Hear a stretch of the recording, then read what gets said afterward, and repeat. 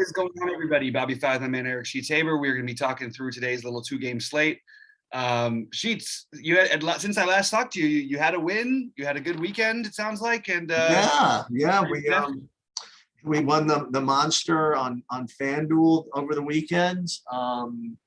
With I'm not even joking. Like 6 of the people in the lineups were over 70% owned. And one of them, and that's well the beauty of it. I had De'Aaron Fox, who when Halliburton was out, I had De'Aaron Fox, and he got ejected for having a flagrant 2. He ended up with 22 fantasy points. Didn't matter because everybody else had him. Then the only guy I had who was unowned was Bojan, who was like 10% owned. He scored enough. And then I had this like 4-point lead over a guy. I'm like, okay, I mean, when's everybody else going to come and get me? But nobody else was coming. Mm-hmm. And remember, it was a weekend slate, so it was a smaller slate. So it's not like I'm not fighting thousands, you know what I mean? And it was a petty theft. It was like 4 points behind me. And he had like another quarter to go. And he had Wiggins. And Wiggins, and they were on the Warriors. And the Warriors, they left they were down like 18 with 7 minutes to go, and they're like, "Okay, we're tanking. We're packing it in." I'm like, "Sounds good to me." So Wiggins didn't come back in, and and I held on. So that was pretty good. I spent a lot of time this week clearing bonuses. So I really, you know what it is? I'm on like permanent life tilt, I think, from the millions I left on the table, not taking advantage of all the poker stuff that was available to me. Yep. Like all the GPPs and PFFs and all the stuff and all the affiliate stuff. So when they announced that, that sports betting was legal in New York, and they have all these bonuses, I'm like, even though I don't bet sports, I'm just going to just max out these bonuses and just take the free money this time. Yep. So there was three of them. There was one where it was a $3,000 deposit, $3,000 match. All you have to do is break even and win $3,000. You win $3,000, right? Right. And I did it with that. I did a FanDuel thing and whatever. And I ended up profiting $60 betting overall, and so cleared like maybe like $5,000 worth of bonuses. So yeah, so that was good. You know what? I think Ashley might open up an account. I don't know. We'll see. Yeah, exactly. Yeah, get everybody doing it. Yeah. I can't wait. I'm looking forward to when we get to California. It'd be a lot of fun. All right, let's just jump into this. We've got just a little 2-game slate. Oddly enough, like I'm finding a lot of ways that are going to be different. Yeah, which is hard to do on 2-game slates. Usually, you're going to have a lot of mega chalk, but I don't feel like a lot of it is. Oh, I got a plan for the slate, because you want to know what my plan for this slate is? Go for it. It's literally the plan that I had for the slate where I won the Monster. You know what I do on slates like this? And it's so awesome. I run my projections, right? Then I run it into SaberSim. And then I said, okay, which guys do I just not want to play, right? Mm-hmm. And I just X them out and redo everything. Mm-hmm. So what my reason I bring it up is my philosophy in that slate the other night was I ran everything and I said, I just don't play Andre Iguodala regardless of how he projects. So he got X'd out.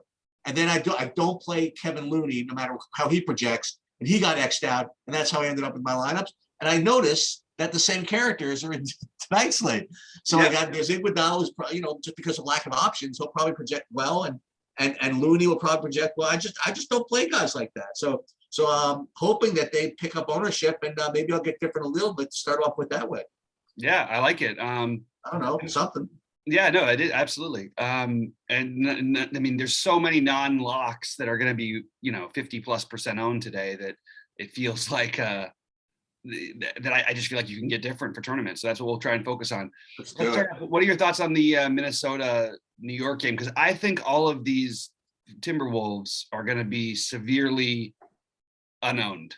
The Towns, Russell, and Edwards are who I'm really thinking of. But I also would throw in Jared Vanderbilt. I mean, we were on a 9-game slate and he was like 14% owned, 15% owned at 6,200. Now you have a 2-game slate where he's not projecting to do anything at all. All of this feels like a great spot to get a little bit different. And right now, I think the only Timberwolf I have projected to be really owned is Beverly. And I would be happy to skip that and try to play the guys who aren't owned. So that's my sort of Well, first I really see this is you're hitting the nail on the head with respect to you guys just find who's going to be unowned. right. And I really don't, I'm trying to figure out who that's going to be. I mean, because remember, there are only 4 games, right? Right. I mean, excuse me, four teams, Right. 2 games. So I guess that you're thinking, see, like I have early ownership projections, right? And my early ownership projections, whatever, has Julius Randle, the highest owned player on the slate, at only 50% though. So somebody's got to be more than that, just Yeah, that because seems it's a little fishy to me. right. I'm just again, I don't know. It was like Yeah, really yeah. Early projections are often a little bit.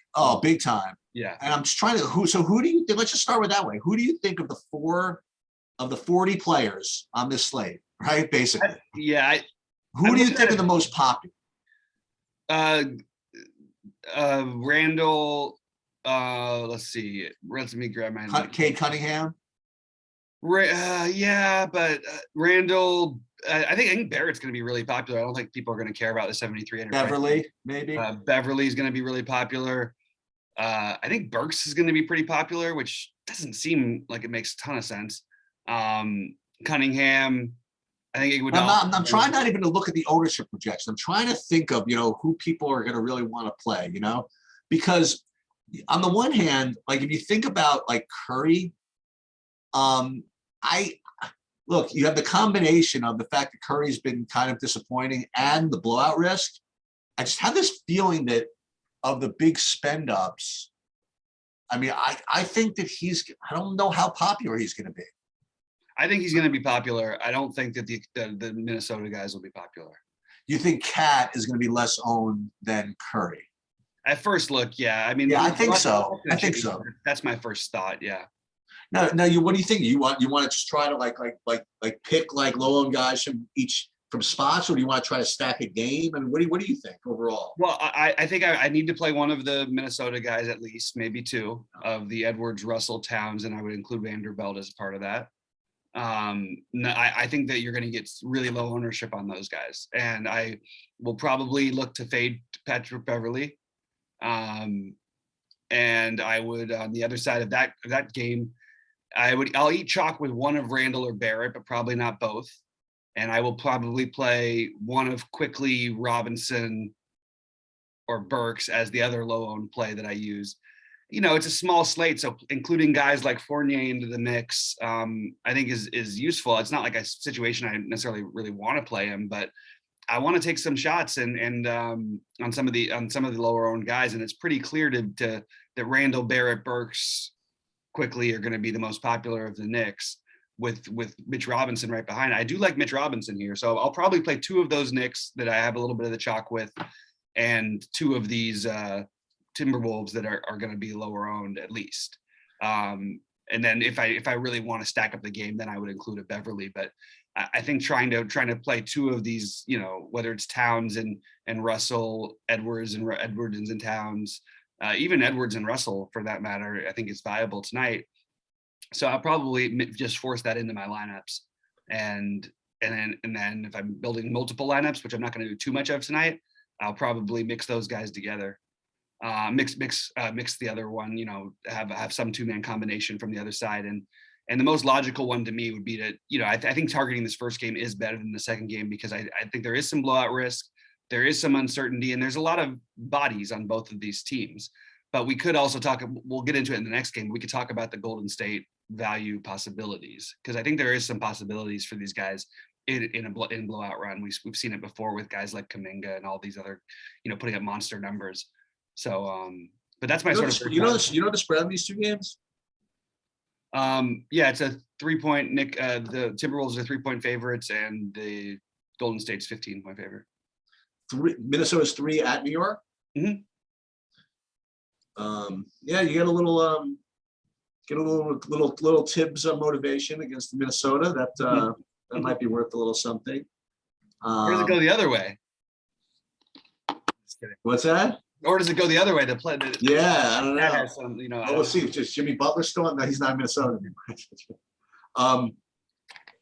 So yeah, I do like Randall I mean, the best, I mean, empirically, but I think ownership is going to be really high owned. Barrett, yeah. I have Burks, and I am actually getting to Mitch. I put in Mitch Robb in my FanDuel lineup actually to start off with. I have to, I think, revisit that. I mean, certainly a tough matchup for him, but it's only 2 games. It's either that for me. It's either that or, well, I mean, you could obviously pay up, but I just don't like playing Kevin Looney. And we'll get to that game in a minute. But I like Mitch Robb. I actually don't think it's a tough matchup for him. I think this is a perfect matchup for him. I mentioned you like that? Oh, is that when good cat moves out of the way when he either goes to over pursuit or block a shot. He's done a lot better this year, but in general, you can get tons of offensive rebounds against him, and he just forgets about his man so much and moves to the ball, so you get tons of rebound opportunities, tons of putbacks and things like that. So I do like Mitch Robb today. So go ahead, shoot, start. Okay, so I think we're kind of on the same page with the Knicks. Randall, Barrett, Burks, Mitch Robb, and then But I wouldn't try to play like, I think that people might end up playing 3 or 4 of them, and I'm going to try to keep it to 2 to 3 at most. And you could, again, you could screw around. You could say, okay, that Barrett's going to be taking shots from. Actually, they work out all right, though, right? I mean, if you played quickly, Russell, quickly Barrett, Randall. I don't know. Maybe you could play 3 of them. I don't think you play 4 of them, though, like you were saying. Yeah, I would try not to, just because I think people actually will play 4. So I'd try to keep it to 2 or 3 personally. And then I do think you want to mix in at least one of Towns, Edwards, Russell. It feels like every game they put up 50 anyway, and I do think the ownership won't slant towards them very highly unless we get somebody ruled out or something. It just hit me, by the way, what I'm going to be doing in the Golden State game. Okay, so let's get to that game. What are we going to do? What are you looking at? Okay, well, I mean, first of all, if you tell me you're going to get full run out of everybody, Curry is, best play, I guess. And again, he's been really low owned on 10-game slates with a lot better options, right? Unfortunately, I mean, there's just not a lot of spend ups here. There's very, very little. He's going to project for 50 fantasy points, and no one else is going to project over 45. So no, he's not going to project for 50 fantasy points anyway. You don't think so? Never. He doesn't. I mean, he scored 50 fantasy points twice in the last 10 games, 4 times over the last 30. Like, he doesn't get there like ever. Right. He's quietly having a bad season actually, which is weird because he's now going to be the MVP favorite. But I mean, in terms of actual production, he's shooting the ball worse than he ever has. He's been really, really sketchy. So I was looking at this, and first, when I sort by point per dollar, obviously Andre Iguodala is always the best point per dollar play when there's nothing else, right? I just don't like playing him. That's the best I can describe it. Second best value on Golden State is Kevin Looney. I just don't like playing him either. And there's Curry. I think I figured it out. And you brought this up about a week or so ago. And maybe, just maybe, when nobody's paying attention, this is the day that Clay gets like 60 fantasy points. Yep. And it's nice. The team that playing doesn't play that much defense. Yep. Not a lot of pressure on them. You know what I mean? They're going to win the game. And maybe it's like, Clay, get it going. And maybe on a slate like this, he is, for me, he's the 10x possibility, like on the slate. Mm-hmm. Is it going to happen? Probably not, right? But it could. On a 2-game slate, I think I don't know. I think I'll take a shot. Yeah, I don't mind. I mean, I'm actually like, there's a lot of guys who I'm currently projected at low ownership, but I just think the projections are way off right now. I like the Clay idea a lot. I also think Isaiah Stewart on the Detroit side. Ooh, I like that. Is getting way overlooked here, and the projections are funky with him because foul trouble, I believe, the foul trouble the game before, and the blowout. And I just think that everybody wanting to play Trey Lyles, they definitely have moved Trey Lyles into the mix now. He's going to play for them. but there's no reason why he's going to get more minutes than Isaiah Stewart. Even in the last game, he got less minutes than Isaiah Stewart. And I actually don't mind that, just taking the low ownership on Stewart in this spot. On the Detroit side, Josh Jackson should be really popular, but as when I usually don't want to play him, he probably will get some run tonight. So I think maybe, of these Detroit guys, you're going to have the high owned Lyles, Cunningham, Bay, Jackson, and then everybody else should be pretty low owned. So why not consider Killian Hayes and Isaiah Stewart instead of those guys? That's what I'm looking at doing with the Detroit side. And then on the other side, the Warriors side, I don't particularly have any interest in playing Curry. So I would be open to Clay, Kamenga, who's going to have some ownership as well. Like Porter at all? And Otto Porter. Those would be my main ones. But I don't mind Jordan Poole either. If you're not going to play Clay, I don't think I'd play those two in the same lineup. But I think both those guys are. I think that they're both interesting, and I do like Porter. I think he's being a little bit under projected right now. Yeah. Poole's going to be low owned. Yep. I think. Yeah, he will. And he'll get some more other. run. Yeah, that's what that's you certainly are allowed to try to. I don't want to say project for it, but you could. I think a better word is just predict it, right? So okay. I think there's a better than there's a 50-50 chance that the last 6 minutes of this game is a shit show, right? Yep. So who's in there? It's not Curry. And unlike some of these other guys, and not to like trash on Curry or whatever, but unlike some of these other guys like Giannis and others who, if it's a blowout, they probably got 60 fantasy points anyway. Right. Like Curry doesn't have to be that way. It's a good, really deep team as part of it. Yeah. Partly it's because he's such a great team player. I mean, as much as I was insulting he's having a bad shooting year, he's freaking awesome, and he makes a team as much better as anybody else does, except for maybe Giannis, Right. And Jokic, I guess. But it's really incredible, and it is spread out. So it's going to be, you're not going to be able to nail exactly who's going to be on there, especially until we know if Gary Payton's playing. That's a really big piece of news, actually, because is that right? Got to make Porter a pretty easy play if he's out. Yeah. And right now they're doing this sort of hedge thing with him where they're projecting him for some minutes, but if he plays, he'll play 24 probably and not 16. So if he doesn't play, he won't play. I hate when they do that too. But anyway, so and it's hard to know exactly who the five are because they'll play 12 guys in this game. But I think the guys you would look for would be Kamenga, Poole, probably some Bjelica run, but and then you'll have mixtures of Iguodala, Damian Lee, Gary Payton if he's still there. Yeah. By the way, Wiggins, no one's going to play Wiggins tonight either. Just to throw in another name because that would be pretty nice and thematic if I went to Wiggins after needing him to be pulled out of the game. There you go. Yeah. Yeah, that's not bad. Yeah. Little sheets. This is also, by the way, this is also Clay's not his second one. Remember he had his debut against Cleveland, right? And then he's been on the road since. Mm-hmm. This is his first time home since then. Maybe it's time, man. Let's look at his minutes here. Hey, that was his first game in 951 days, and he took 18 shots in 24 minutes. What do we got? 20 minutes, 20 minutes, 21 minutes, 23 minutes. Oh, 20 minutes, yeah.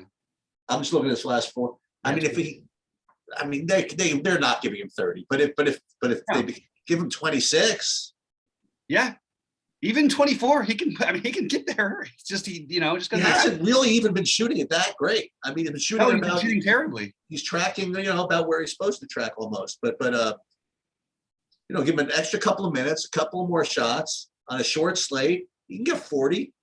Yeah, I mean, he's taken 11 to 8, between 11 and 18 shots in every game. Right. So he's going to shoot the ball. And as long as he's going to shoot the ball against a bad defense that can't cover 3-point shooters, it does seem like a spot where he could have a big game. So I'm sort of liking this more and more. And remember, there's still no Draymond out there. So there are other players who will pick up the offensive slack, whether it be Wiggins, him, or it's been Porter, honestly, lately. Right. Did you talk about Kamenga at all? Yeah, I mentioned Kamenga. He's going to be pretty popular, I think, but I like him. I do like him. He's just sort of a do everything on the court guy, and he's been awesome. But partly why he's been awesome has to do with Gary Payton being out as well. Not always, that has always been the case, but it is a big part of it. So he gets more run with, once you lose anybody from the rotation, which Gary Payton is obviously a guy who plays a lot of minutes for them. So Has has Hamidou Diallo had a game since Cunningham came back? since you mean Since it wasn't just Cunningham, it was Cunningham, Stewart, Hayes, right. Corey Joseph. Yeah. Okay. No, he hasn't. Okay. Doesn't mean he couldn't, but it certainly hasn't shown up yet. Right. Okay. There's a lot about, and Saban Lee was out too. Like they had all four of those guys out. Yeah. Okay. Yeah. No, I'm just looking at it myself. I'm just like, oh wow, it's pretty crazy actually. Yeah, but I agree. I think Josh Jackson is going to probably take a lot of money, but I don't know if he will, because like I said, I mean, there's these studs, you don't really need them, or not that you don't need them. You really don't, but people have just gotten so in the mode of forcing these guys in. But you're right though, you really don't need them. Right, so let's have some fun, right? I just want to see what the public's going to do. So let's say, I need these raw points, so I'm putting in Curry and Cat, right? Let's put him in the point guard position over here. So at 4,800 a person, they're gonna play Josh Jackson. You're right. Yeah, it's pretty easy, but I don't think Cat's gonna get the ownership that I think that you think he's going to. No. I'm just saying if people want to jam these guys in. I mean, like, who else do people want to play here? Randall, right? I forgot. Randall being the big one, yeah. What I'm going to do, I'll just say what I'm going to play two probably of the Edwards, Russell, Towns, Vanderbilt combination. I will probably play Isaiah Stewart in at least 30% of my lineups tonight. I'll probably try Clay in close to 30% of my lineups. And then Otto Porter, Poole, Wiggins, I'm going to force in one of those guys, but I'd like to know whether or not Gary Payton is playing. And those are all my sort of, not off the board, but lower owned guys. Of the guys who I like, who are going to be popular: Randall, Mitrov, one of Barrett or Quickly,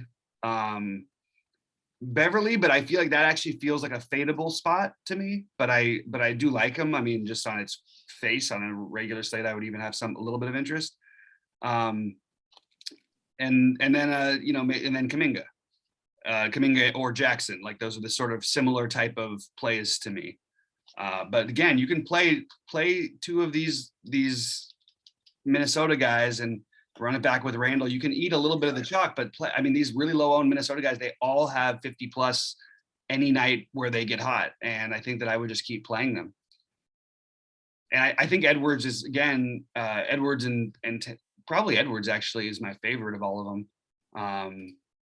And you don't necessarily need them to all go off. We don't need to look for immense ceilings. We just need guys to make out a roster that's going to get us, 300 plus points. Because I don't think without an overtime that this is going to be much higher of a scoring slate than that. The thing about Randall is kind of like Curry, but a little different. I mean, Randall hasn't exactly knocked the cover off the ball himself. No, he's been terrible all year. He's having a dreadful season. But he's still going to score more raw. You got to play somebody, right? Yeah, exactly. He's outscoring Curry most nights, almost every night, and he's priced $1,400 cheaper. If you look at their actual, it's not about that, not even their average. I just mean like on an average night, Curry. Look at his last group of games. What has he been at? He was at 28, 31. He had the 62.5, 43, 32, 29. You know what I mean? Like these are way lower than what Randall's putting up. They're lower than what Otto Porter's putting up, with the exception of the nights where he goes kind of nuts. And that was a motivated game against Memphis. Was that the one that he put up the big one, or was that last week? Yeah, I think that was the one. It's a fun little two gamer because there are options of what we can do. I will be live at 6:30 Eastern, whether or not Sheets can make it. It's a 6:30. It's a 7:30 night, so I could be there from 6:30 to 7. Yeah. So we'll do that. We'll do a quick one at 6:30, and then hopefully find a way to get a little different on this slate. Hopefully we'll have some Gary Payton news, and it's not the most fun slate, but again, there is options, and we have teams that play deep rotations that the minutes seem to be in flux with Detroit and minutes with Detroit, Golden State, and New York especially. So I think that it's a good spot to try and take advantage of if we can find a way to get different in a couple of the right spots. So tell me again what the impact of the Payton news is. Kamenga, everybody else in Golden State. But the truth is, you shouldn't be trying to overload Golden State value. I mean, they have 12 guys playing, so the real impact would be for Kamenga. But do we like Payton and if he Porter plays? and Porter? No. Okay. I mean, it's not a bad play, but it's not something I would be trying to do. Okay, so this is not the guy that we're waiting on news to play on. This is the guy we're waiting on news to play other people. He would be viable if they announced that he's playing and starting, but we probably wouldn't even have that till well after the first game locks anyway. Well, that's kind of important, right? I mean, Yeah. what if there's no Payton news at 7:20, right? What do you do? Is this one of the but like you said, you don't want to prioritize the Golden State value, but yeah, I don't think you it's need a later game. You've got like guys like Toscano Anderson, who was like 40% owned on a recent slate. Right. And I think had -1 fantasy points on FanDuel in that game. And yeah, I mean, look how many bodies they have. The guys not playing for them right now, Chioza, Toscano Anderson, and Moody are all able to play. They don't have they have 15 guys available to go tonight. So it only makes a big difference to me for Kamenga and Porter. Those would be the big ones for me. So that's where I'm at. All right, sounds good. All right. Well, good luck to everyone out there, and we will see you at 6:30 Eastern. Okay, I'll see you there, Bobby.